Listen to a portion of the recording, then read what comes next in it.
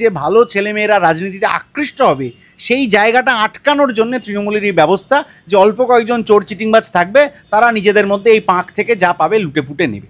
এইটার বিরুদ্ধে সেদিনের সুদীপ্ত থেকে আরম্ভ করে আজকের ছাত্র নেতারা তারা রাষ্ট্রের বিরুদ্ধে লড়াইটা করছেন।